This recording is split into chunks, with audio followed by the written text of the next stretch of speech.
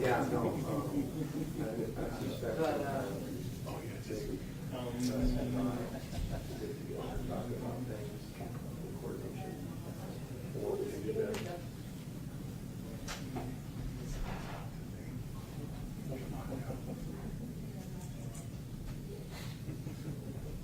All right, we're going to go ahead and get started. The one representative should be coming in shortly, so I don't want to waste any more people's time.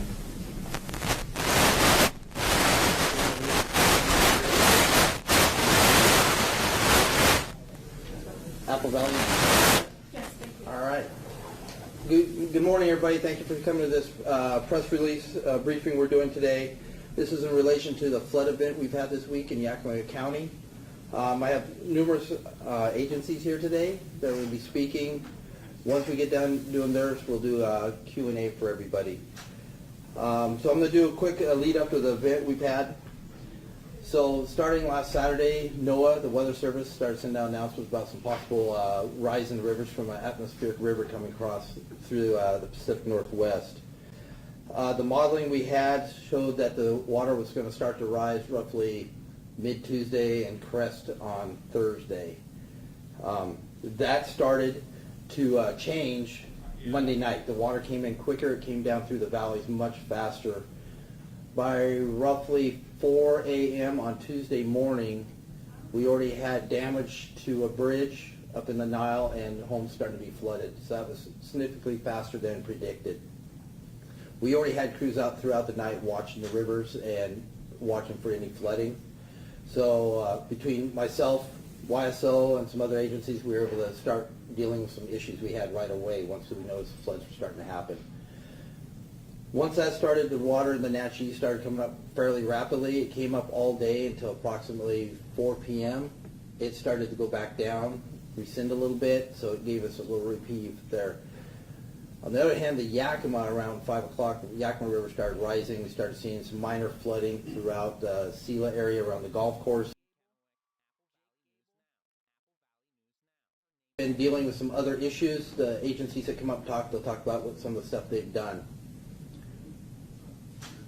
This is supposed to continue. We're going to have a few days here of a lull, but NOAA said next week, starting Monday night, we're going to start getting more rain in.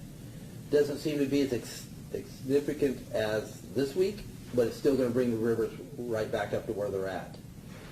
The Emergency Operations Center for the county opened up Tuesday morning. It's been operational next door here.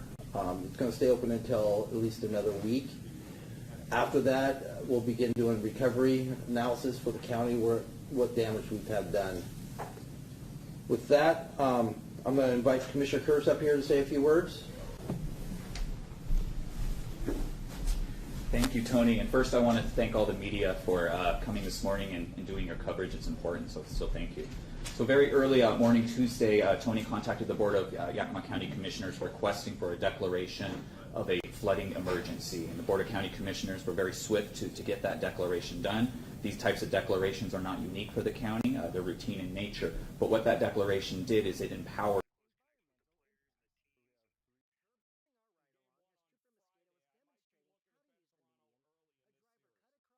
to mitigate as much loss of life and property as possible. So there are two things I will touch on. One is preparation, and the second thing is mitigation. Our Office of Emergency Management does everything in its power to prepare for the worst, because if we don't prepare, the worst will happen. And I will say, due to my role as chair of the Board of County Commissioners, I've had the opportunity for the past 3 days to see these folks in operation. And this community should be very proud and appreciative for the level of excellence all of our agencies that it takes to do these types of emergency operations. They're very professional. The communication was on point, very effective, and the sharing of information, resources, and talent was really, really amazing and appreciative. The second thing is mitigation. You know, it's we're very short to, sometimes we forget the amount of work it takes to mitigate these types of flooding scenarios. And I know we'll have Troy Havens from our flood control district talk about some of the projects that the county's flood control district has worked on over the past decades. But these projects are extremely vital, and the work must continue so that we can mitigate and prepare for these flooding events as they come.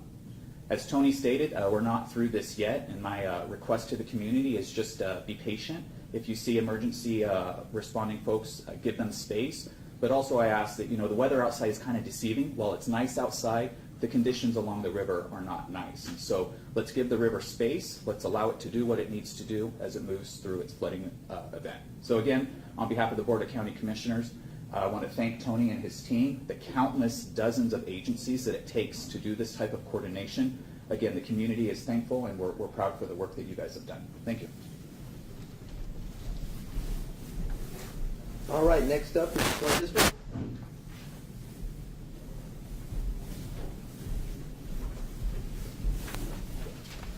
Thanks, Tony. Troy Havens with the Yakima County Flood Control Zone District. As Tony mentioned, we're expecting a crest kind of midweek, and so the Flood Control Zone District had spent all day Monday coordinating with the Army Corps of Engineers, Yakima Valley Emergency Management, and County Road. We're going to make sure we know where all of our equipment is, same way the game plan. All that turned out to work in our favor as that came in. That pre-communication helped a lot. As Commissioner Curtis mentioned, the Flood Control Zone District has been preparing for this flood for 27 years. So in 1998, the Board of County Commissioners started the Countywide Flood Control Zone District, charged with creating a more resilient community. And since then, we've invested a lot of time improving rivers like the Natchez and the Yakima River. We've done things like expanding the Donald-Wapato Bridge. We've set back a lot of levees on the Natchez River, allowing more room for flood conveyance. Same with the Yakima River. The crest on the Natchez was the third highest on record, only succeeded by the 1933 and 1996. I strongly believe that if this same flood would have came 10 years ago, without the projects we've implemented, we would see some serious damage as we did.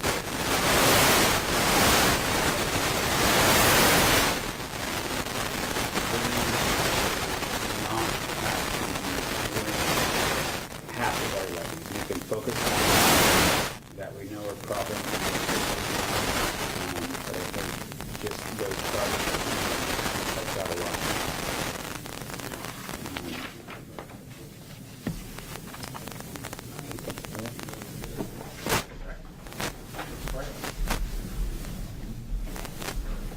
Next up will be Yakima Health District.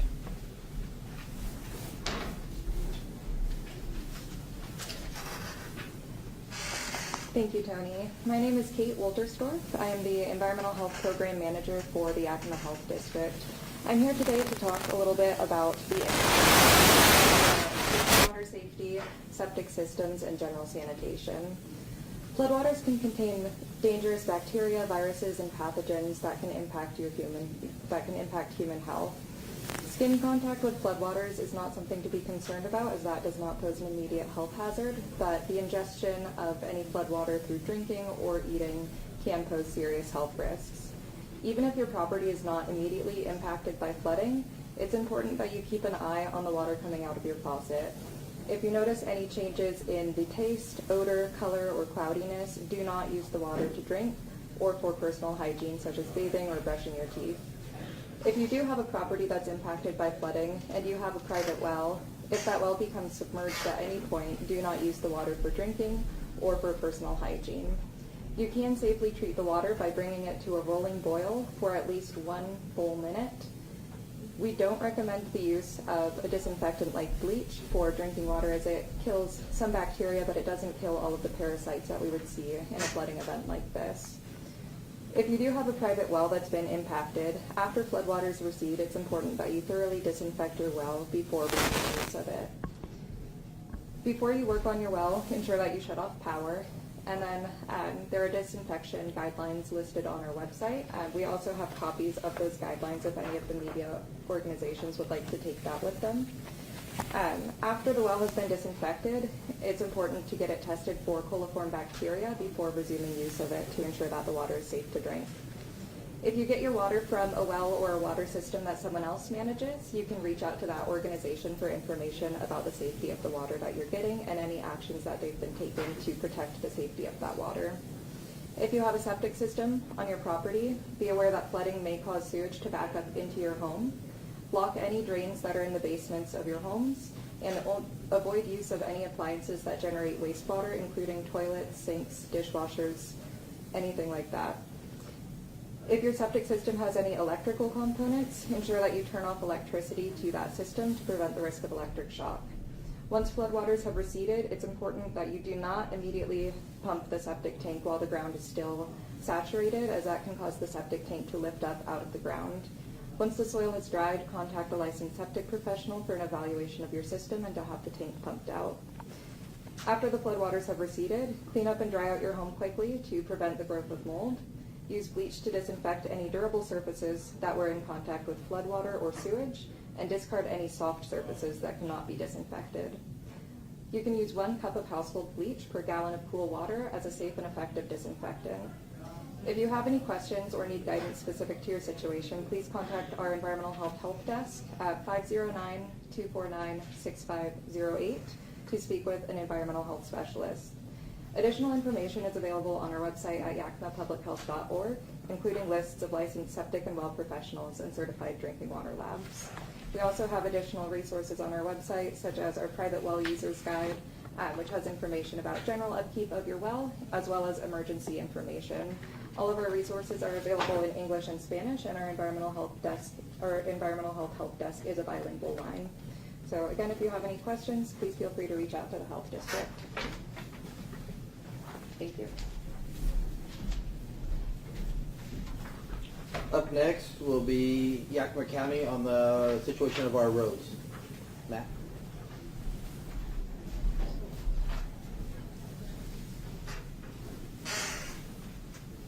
Good morning. My name is Matt Petrushevitz. I'm the county engineer for Yakima County. A lot of what I had to say is a repeat of what many people have said, and it's an illustration of how county government, state government, and local governments do not operate in a vacuum. We all work together. The role of the county engineer and the office of the county engineer is more than just county roads. We work very closely with the Corps of Engineers, managing the river levees on the Natchez and on the Yakima rivers, and those are in very good shape. And with Choice Health, Public Services, again, we don't operate in a vacuum. We operate together, and we keep a very close eye on that, and things are doing very well. The county road system is, we have water on the roads. When we build the road on the floodplain, it floods. We do have one substantial damage. It's up on the Nile, off of Highway 410, an approach span. It's a bridge. It's an approach span on the Rattlesnake Creek, and we have lost that bridge. So we will repair it. And the good news is it's a loop road. Nobody has lost access to the properties. There's no danger for health and safety and emergency response. And we are well aware of it. We're going to wait till the water goes down to assess it accurately and effectively and determine what the best way to move forward is. We are always here, and 24/7. Give us a call anytime. So thank you.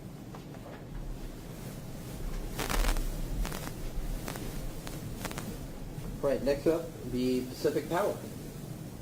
Tony.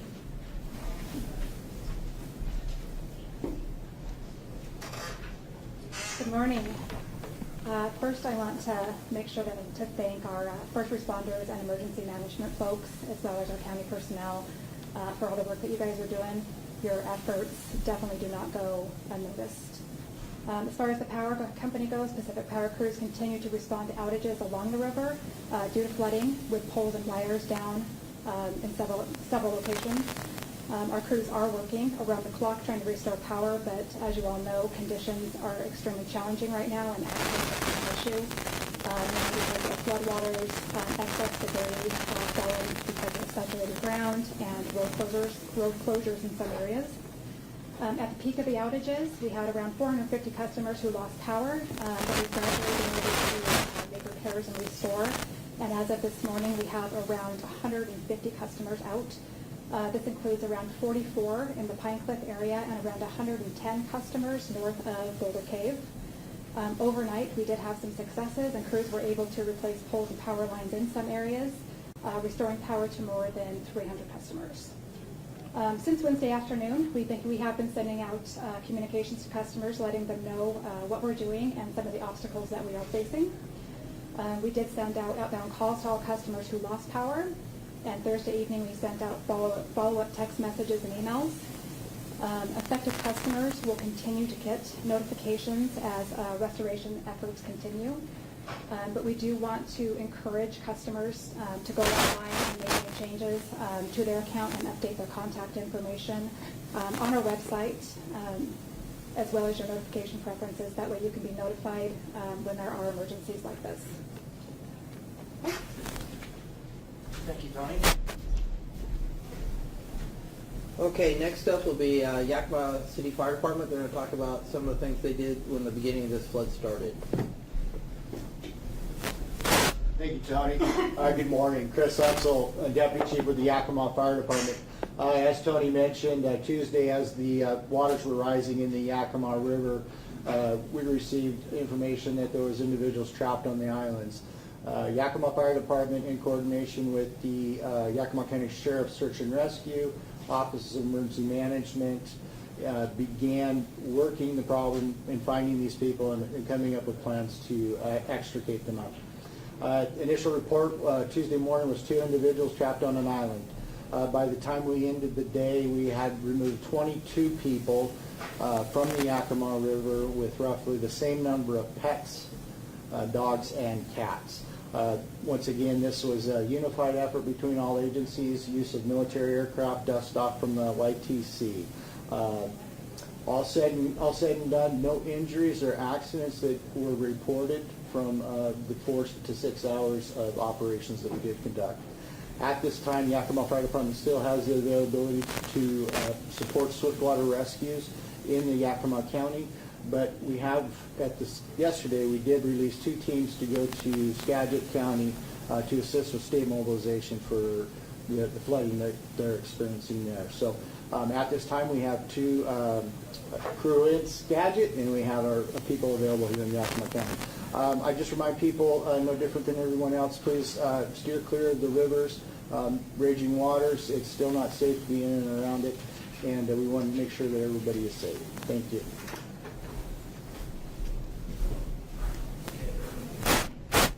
Next up will be Natchez Fire. Talk about what they've been dealing with.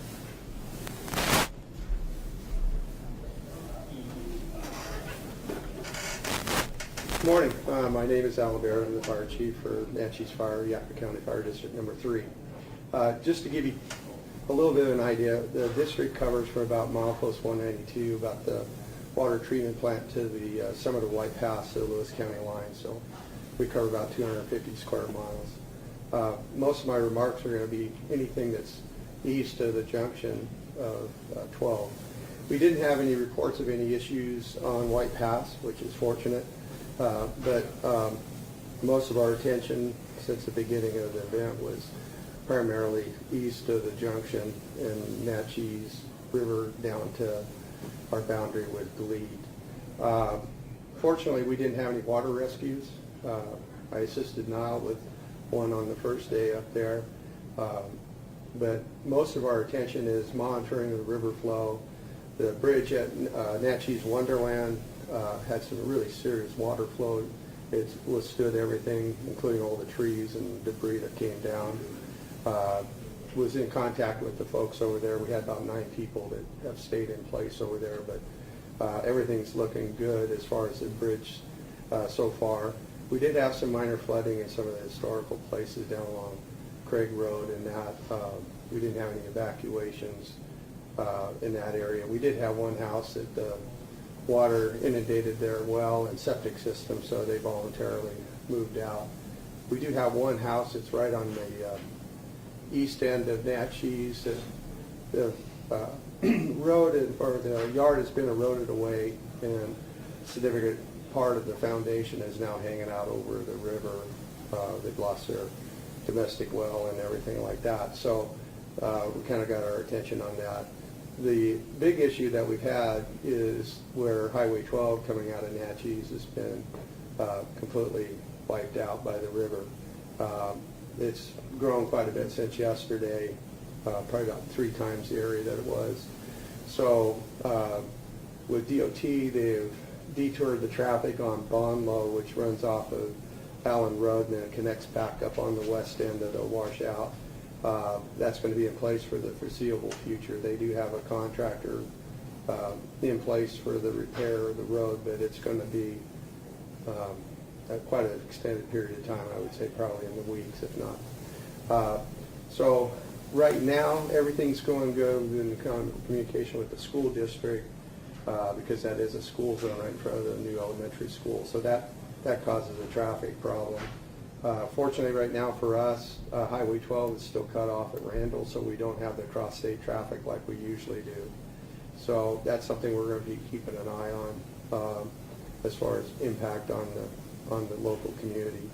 The one thing I would really stress for people, and it's been that way for us in our district, is the patience, especially if you're driving through. The traffic is obviously heavier than it is, so if you're headed west on 12 to Natchez or accessing the Titan-Cowiche area or points west, is just be patient. There's a school zone there, and then you have your normal traffic. So just take your time, follow the speed limit, look out for people. There's a lot of people out and about looking at the damage, and so there's a lot more pedestrian traffic than we usually have, so patience on that. And then the other thing I'd like to comment is the community has really stood up over the last few days. I've been getting a lot of calls of what they can do to help out, and we've been kind of saying, well, at this point we don't really have any idea where you can help out, but we did get some sandbagging material the other day from the county. We got some people that came in and got some of those. We left, it was kind of like your self-serve sandbagging station. We left a pile of bags out there, and sometime between the last people that left and when I looked later on, somebody came in and bagged up probably 30 bags with the remaining stuff and just stacked it up there nice and neat for the next people in need to come in and just load it up. But that just tells you a lot about our community. And I talk about the community because Glebe, Nile, we're all one, and we really work together. This is not our first emergency, and it's probably not going to be our last, but it shows a lot to everybody how we come together in times of need. So anyway, thank you. Okay, next up will be Nile Fire.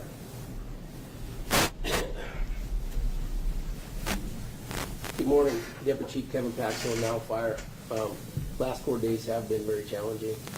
Like people have already expressed how the community comes together and all the agencies and we all work together as a great team, which is awesome. As they said, we did have a bridge collapse on the Nile. We did have a swiftwater rescue on Tuesday morning with Yakima County Sheriff's Office, their swiftwater rescue team, and Chief Baird assisting as well. That was successful. We saved it, trapped in our house. Other than that, the winds came up really abundantly on Wednesday and Wednesday night. A bunch of trees fell over on the power lines, lost power up there. Trees fell onto homes up there, but fortunately we have had no injuries so far. The water has gone down, but as we know, there's going to be more precipitation coming in next week, so the waters may rise again. So the community has come together up there. They've been through floods before, so it's amazing to come together and help out like they have. So Anyway, that's all I have. Just stay safe and stay vigilant and stay away from the water. Thank you. All right, next up will be Jacob Hayes for some information. Thank you, Tony. Quick, there is a property tax relief for property owners that are damaged, property damage to their buildings, building equipment, facilities like their water, septic systems. Please come forward and let us know. We're trying to proactively assign those to our phases to be expected as much as possible. But we want to catch everything, so please come forward and make sure you get those taken care of. It'll take an exemption for a portion of this year and all of next year for your property that is damaged. Please come forward and let us know, and stay safe out there. Thank you. The one piece I do want to hit also, we've talked a lot about it up in the Upper County, the Lower Valley had started getting impacted very hard on Wednesday afternoon, and it still is. There's quite a bit of flooding down there. The Yakima Nation's Emergency Management and Tribal PD are handling that and keeping the support they do need. So this is not going to start reducing down, receding for at least another day or so. We have over here, if you would like to take a look afterwards, we have the projected mapping of the water flows through the next week of what we're expecting. Again, that's just a projection, just like this week was, and the projection was a little off. I mean, it's going to happen. It's Mother Nature. She's going to do what she wants to do. With that, that concludes the briefing. Now we'll open up for any questions. Yes? Yeah, I was just wondering, like you had just mentioned, with the water coming in a little quicker, and I know Troy Havens with Flood District was saying that pre-communication helped. How was it kind of having to change up with the water coming in a little quicker than previously expected? Most of us like to be proactive. This one we had to be a little reactive. What really kicked it off for us is the sheriff's office got called for a car that crashed on that Nile Bridge. Everybody started getting up there. WASO's dispatch contacted myself. Nile Fire was paged out for the accident. That's when it really got kicked off, is the communications between all the different agencies. We stay pretty close. We all work well together. So that's where really that car wreck, the poor guy that went off the embankment there, he's the one that really got us going. Because like I say, up to midnight that prior, there was no flooding even recognized. Yes? What's the latest on the flooding in Sela that happened most recently? And also, do you have an estimate on the amount of homes damaged in the county as a whole?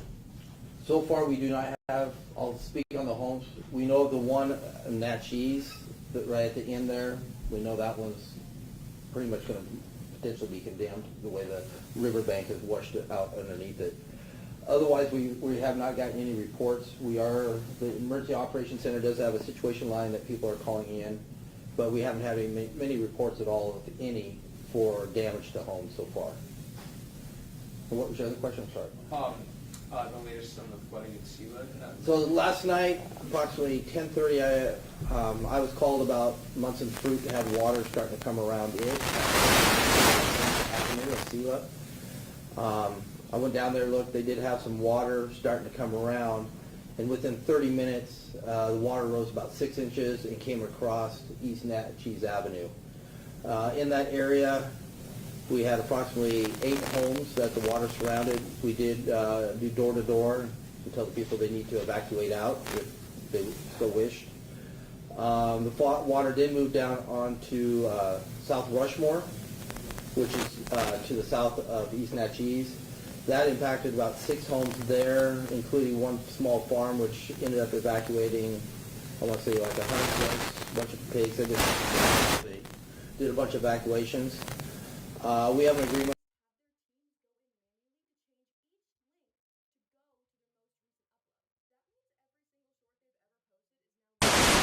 Take the animals back.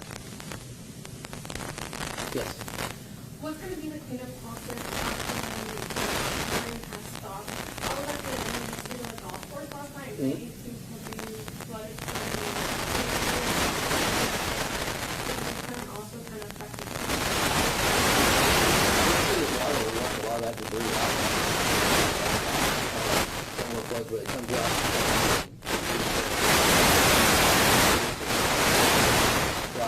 out.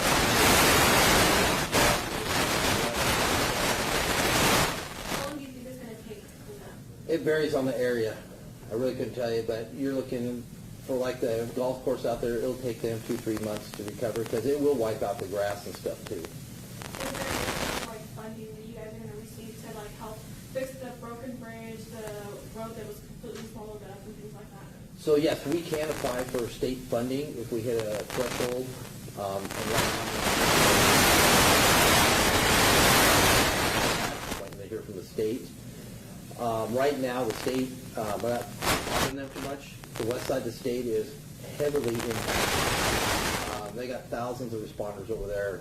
You know, they've evacuated roughly 80,000 people have been asked to evacuate, and numerous records. Like Yakima Fire Chief said, the state requested swift water rescue teams throughout the whole Northwest. FEMA, I believe, has also come in to assist on those rescues. They brought in crews earlier this week. So to find out when we're going to get the funding, it's going to be a couple months. Because we have to do a whole process. The county has to do a process, figure out what it's going to cost to fix the bridges, the roads, any damage to the infrastructure of the county we have to do assessments on. So it's going to be 2 or 3 months before we really get a good handle on it, what happened. Has this prompted you guys to kind of put any new levies throughout the Yakima County or maybe the two west counties? What do you mean? Like any new levies, like, or any new project plans that? I cannot answer that. That would be Troy Haven or Matt. Levies for tax levies or No, levies for water. Physical. Yeah. Is this prompting anything? No, there's places that are the solution. There either is no solution, or maybe there's evacuation. That the structural measures are limited. Where we can set back levees and make improvements, we're continuing to do so, but no new levees as of now. So most of you have covered the floodplains, the restoration of the gap-to-gap floodplain of the Yakima River, and this is exactly why we have endeavored to do that. It is a decades-long project.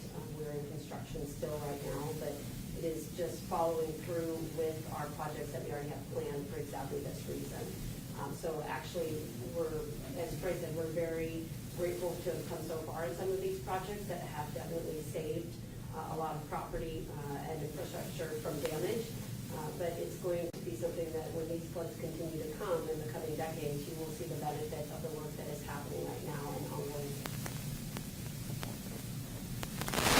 Is there any total estimate at this time in terms of roughly how many total rescues there were and how many working personnel was involved with that?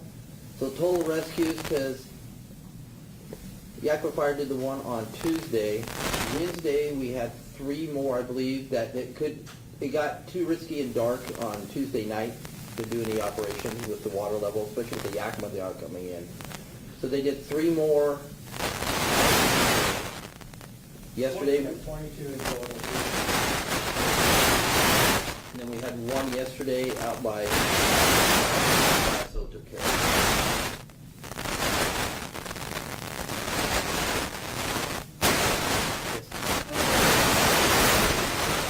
The plans? Yes.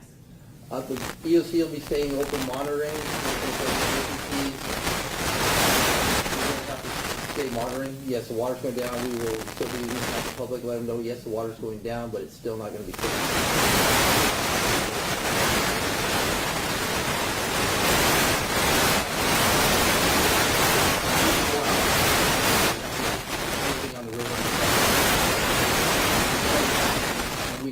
We reached out to the homeless. They were going to go out and start notifying everything. With the projection we had, well, that water came in, we were not able to get out there in the time we needed to get